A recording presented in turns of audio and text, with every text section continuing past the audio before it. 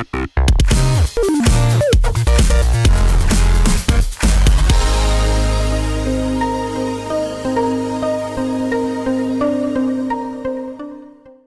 everyone, bonjour tout le monde, bienvenue sur NRTV et dans l'émission Do You Speak English? On apprend ensemble à parler anglais, ou en tout cas à le perfectionner, avec la Mary Poppins de l'enseignement, Nathalie Adams-Perrin, qui est directrice du collège Champiternyon. Bonjour Nathalie. Hello Alexandre. Alors bienvenue donc dans Do You Speak English avec une expression, cette fois-ci très française, qu'on emploie, filer à l'anglaise. Est-ce que tu peux nous dire, toi, pourquoi eh bien, filer à l'anglaise, ce que ça veut dire, c'est quand quelqu'un part d'une pièce sans avoir prévenu les autres. Hein.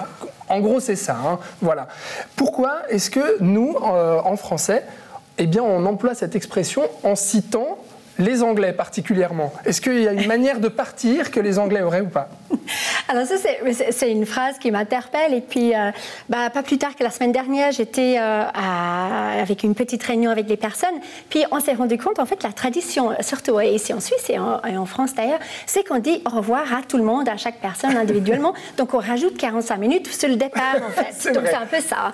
En Angleterre, souvent on fait bye everybody et après on s'en va. Donc c'est vraiment un grand au revoir à tout le monde. Ouais.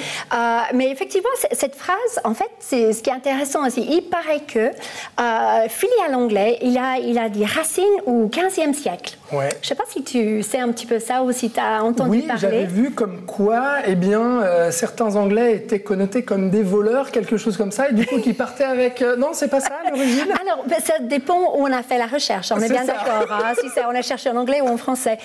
Mais je crois qu'en fait, c'est les créditeurs, en fait, les gens qui cherchaient de l'argent, et qu'eux, ils appelaient les Anglais. Ouais. Et puis, je ne sais pas, par contre, la nationalité, ça, je ne sais pas.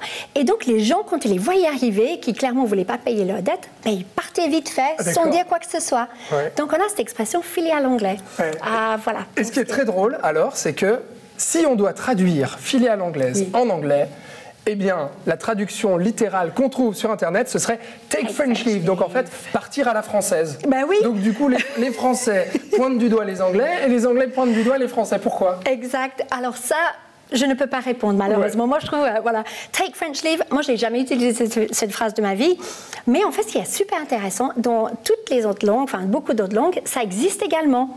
Mais ça dépend qui on demande. Par exemple, si on demande aux Italiens ou aux Russes, là, eux, ils partent à l'anglaise.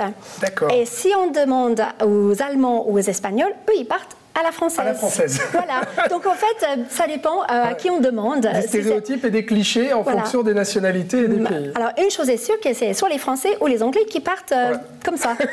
Bon, je te propose, Nathalie, que nous, on ne file pas à l'anglaise, mais qu'on dise quand même au revoir. Et puis à la semaine prochaine dans Do You Speak English. Bye. See you next week.